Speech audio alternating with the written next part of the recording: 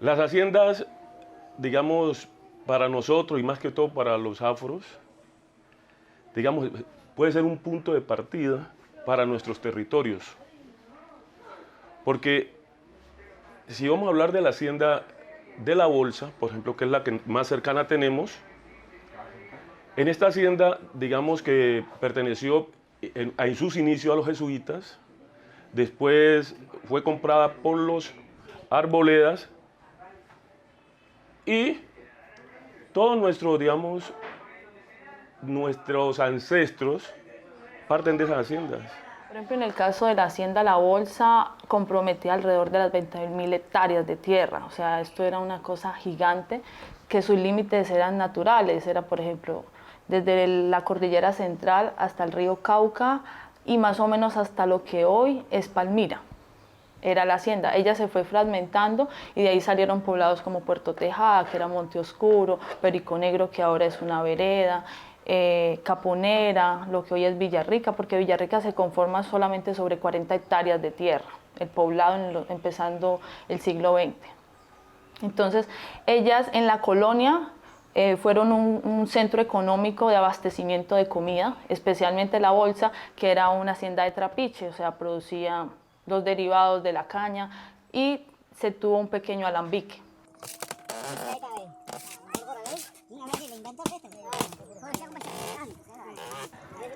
La de la Bolsa tiene especial importancia por la venta de esclavos que hizo digamos, Julio Arboleda en el año 1847, que él vende aproximadamente entre 150 esclavos entre niños y adultos, y se los vende, al Perú, a un señor de apellido del Solar.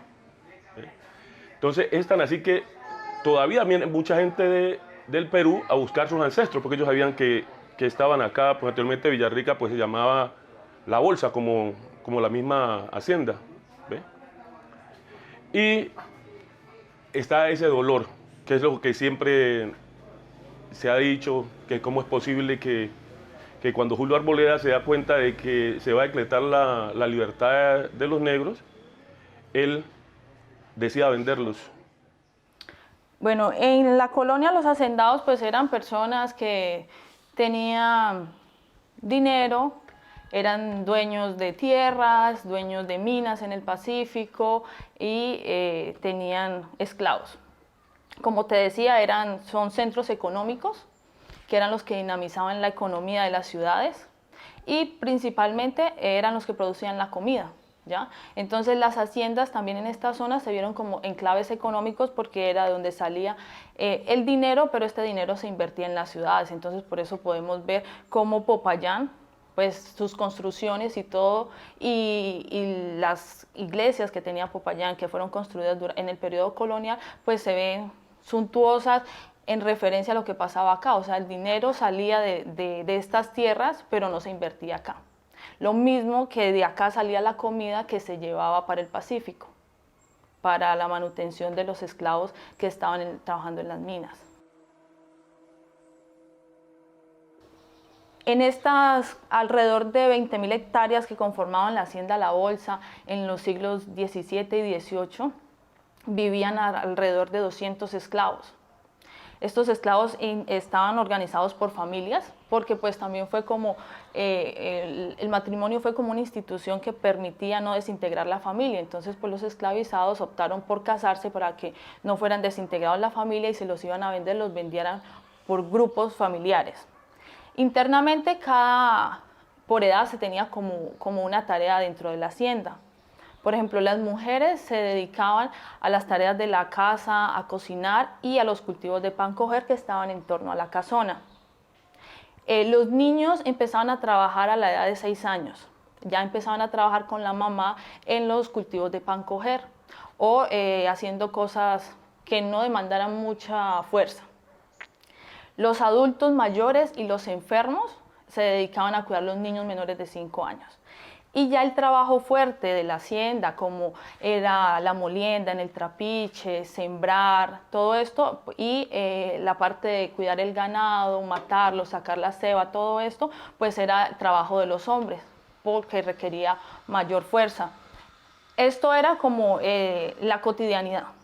Ya los domingos, en la periferia de la hacienda se le destinó como un pedazo de tierra por grupo familiar. Entonces los domingos dedicaban mediodía a trabajar la tierra, porque pues los hacendados vieron que era mejor darles un pedazo de tierra, que lo trabajaran, y así pues se reducía el costo de manutención, porque el esclavizado estaba produciendo su propia comida. Esto lo hacían los hombres. Las mujeres se dedicaban a lavar ropas propias o ropas ajenas, y era obligatorio los domingos ir a misa. En este caso, la hacienda La Bolsa tenía capilla propia y el cura venía desde Caloto a dar la misa, pero él venía una vez al mes. Y también una vez al año tenía que confesarlos.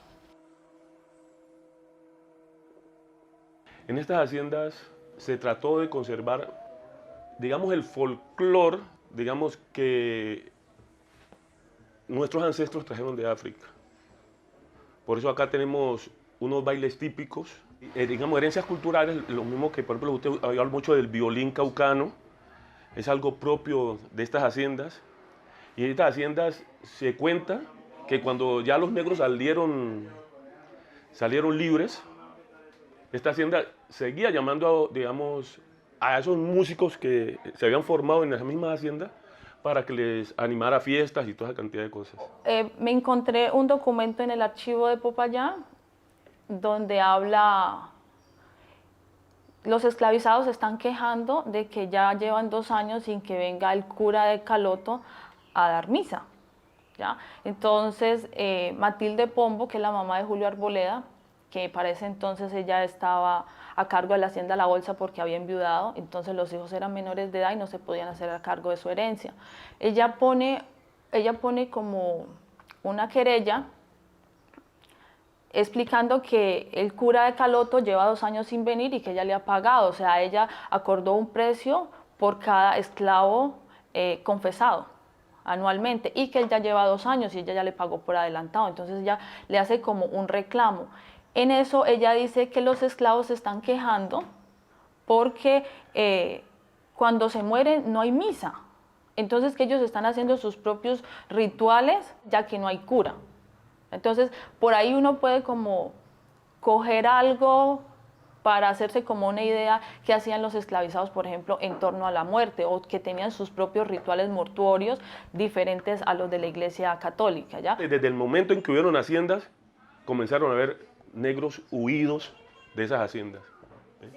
Por ejemplo, nosotros miramos, pues mire que si esta hacienda, digamos lo que fue Japio, que son haciendas desde la época de la conquista, no estoy hablando ni de la colonia, la época de la conquista, y ya cuando, digamos, las pasan la compran a otras personas, ya tenían 150 negros, 200 negros, ya ahí. Es decir, que ellos las tienen en sus inicios, pero ya los negros tenían su sueño de libertad. Ellos dicen que en la primera oportunidad que les daban a ellos, los que huyen. ¿Sí? Y eso pasó aquí en todo nuestro norte del Cauca.